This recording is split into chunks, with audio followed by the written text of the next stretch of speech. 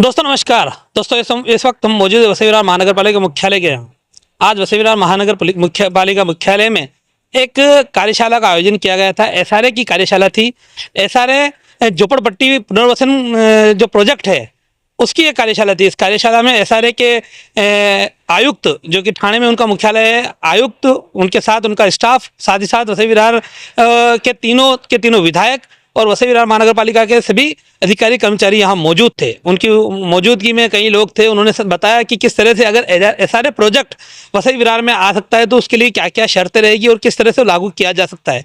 हम सभी जानते हैं कि झोपड़पट्टी को हटाकर उसको पुनर्वासित करने के लिए शहर स्वच्छ दिखे, उसके लिए शासन का ये एक प्रोजेक्ट है एसआरए, जिसमें झोपड़पट्टी पुनर्वासन किया जाता है। उसमें झोपड़पट्टी जो मालकी ज़मीन पर है या शासकीय ज़मीन पर है उसको वहाँ से हटाकर उन लोगों को जो लोग झोपड़पट्टी में रह रहे हैं एक बिल्डिंग बांधकर उस बिल्डिंग में रखा जाता है। वो एसआरए यहाँ लागू होने वाला है और उसको लेकर किस तरह से तैयारी करनी चाहिए, कौन कौन लोग उसका फ़ायदा उठा पाएंगे, नहीं उठा पाएंगे, इन सब चीज़ों का समावेश आज की कार्यशाला में दिखाया गया। अभी एक विषय चल रहा है, वसई विरार अंतर्गत 41 बिल्डिंग विजयलक्ष्मी नगर में तोड़ी गई है। उस पर कई लोग ये मांग कर रहे हैं कि एसआरए के अंतर्गत इनका पुनर्वासन किया जाए।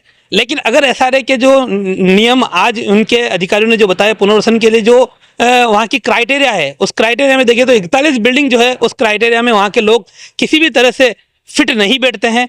तो ये बात साफ तौर पर साफ हो जाती है कि 41 बिल्डिंग विजयलक्ष्मी नगर का जो मामला है वो लोग को एसआरए के तहत पुनर्वासित नहीं किया जा सकता है। और रही बात एसआरए के तहत किसको पुनर्वासित किया जाएगा, तो वसई विरार अंतर्गत एसआरए के आयुक्त का ऐसा कहना है कि करीब करीब 2 लाख से ज़्यादा अनधिकृत चालियाँ हैं और भविष्य में उनको पुनर्वासित किया जाएगा। तो उसका क्या किस तरह से होगा, उनको किस तरह से क्या बनाना, ये पूरी कार्यशाला में आज बताया गया है। ऐसी कार्यशाला और आगे समय पर होती रहेगी, ऐसी उम्मीदें हैं।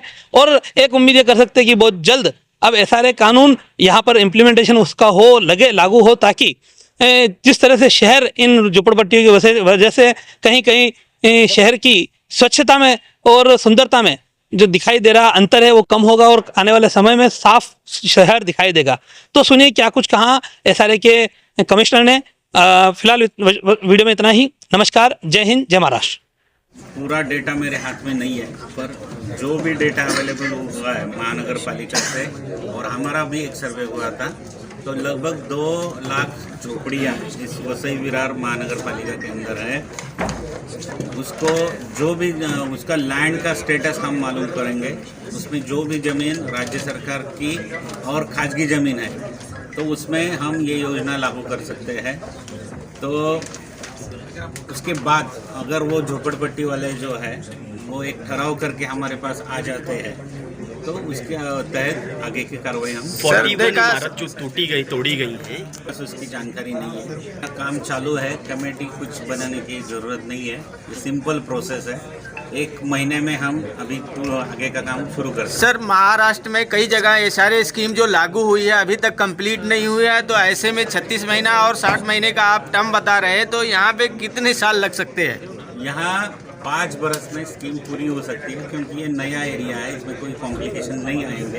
ऐसी आप भी अपेक्षा रखो, मैं भी रखता हूँ, तो इसमें हो जाएगा। ठीक है। आज 28 फेब्रुवारी रोजी वसई विरार महानगरपालिकेमध्ये ज्या झोपडपट्ट्या आहेत त्यांचं पुनर्वसन करण्यासाठी एक माहिती देणारी कार्यशाळा आयोजित करण्यात आलेली होती। या कार्यशाळेसाठी वसई विरार महानगरपालिकेचे आयुक्त महोदय, मी स्वतः, माझी टीम उपस्थित होतो। याशिवाय या विभागाचे 3ही आमदार महोदय तेही उपस्थित होते।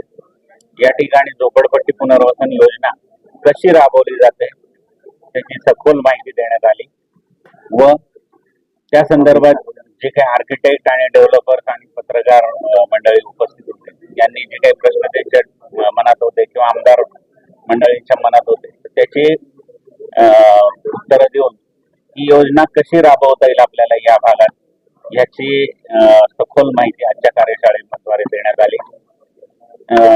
स्लम रिहॅबिलिटेशन अथॉरिटी म्हणजे झोपडपट्टी पुनर्वसन प्राधिकरण हे याचं मुख्यालय ठाणे इथे आहे आणि याच्या अखत्यारीत या MMR रिजन मध्ये 8 महानगरपालिका, 8 नगरपालिका व 1 ग्रामपंचायत बोईसर हे सर्व विभाग याच्यात येतो। सुमारे 8-8.5 लाखाच्या आसपास झोपडपट्ट्या या विभागात आहेत। मेजर जो भाग आहे 2 लाखाच्या आसपास झोपडपट्ट्या या वसई विरार महानगरपालिकेत आहेत. इथल्या प्रशासनाने लीड घेऊन झोपडपट्टी मुक्त वसई विरार अशा पद्धतीचा एक कार्यक्रम करायचा ठरवलेला आहे. आणि ह्या प्राधिकरण त्यात आहे. प्राधिकरणाच्या अखत्यारीत हा भाग असल्यामुळे आम्ही इथे आज उपस्थित झालो होतो. आज इथला प्रतिसाद पण सगळ्यांचा चांगला होता. तर या कार्यशाळेद्वारे मी आज अशी अपेक्षा करतो की लवकरात लवकर कामं सुरू होतील आणि वसई विरार एक झोपडपट्टी मुक्त शहर करण्याच्या दृष्टीने आपले वाटचाल सुरू. झोपडपट्ट्या तोडून म्हणजे चाळी तोडून ज्या इमारती बांधलेल्या आहेत याचं कसं क्लिअरिफिकेशन SRA फक्त झोपडपट्ट्या ज्या अनधिकृतपणे वसलेल्या आहेत त्यांच्या संदर्भात कार्य करते. त्यामुळे त्या बाकीच्या प्रश्नाचं काही उत्तर मला मी त्याच्यासाठी म्हणजे अथॉरिटी नाहीये माझी. कशा पद्धतीने सर लाभार्थ्यांना म्हणजे झोपडपट्ट्या ज्या आहेत त्यांना एकत्र येऊन त्यांनी सोसायटी स्थापन करावी आणि सोसायटीचा ठराव घेऊन आपल्याला झोपडपट्टी पुनर्वसन योजना लागू करायची आहे असा ठराव घेऊन एक आर्किटेक्ट आणि डेव्हलपरची नेमणूक करावी. शक्यतो झोपडपट्टी राज्य शासनाच्या जमिनीवर किंवा खाजगी जमिनीवर माझ्या अखत्यारीत जे विभाग आहे त्याला राबवता येते. केंद्र शासनाच्या मालकीच्या जमिनी आहेत त्याच्यावर सध्या तरी आता धोरण नाहीये. राज्य शासनाचे प्रयत्न त्या संदर्भात सुरू आहे. ते झाल्यानंतर त्याचा विचार पुढे करता येईल.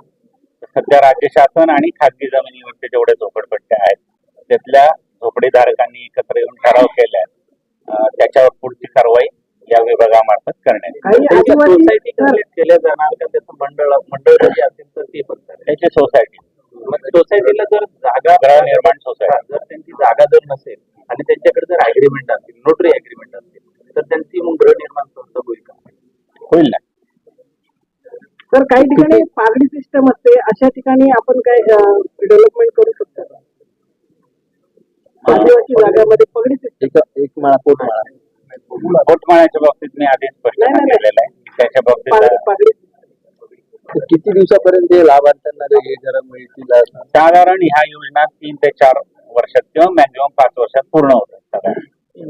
हमारे चैनल सैफ न्यूज लाइव पर अपने व्यापार और सेवा से संबंधित विज्ञापन प्रसारण हेतु दिए गए मोबाइल नंबर पर संपर्क करें.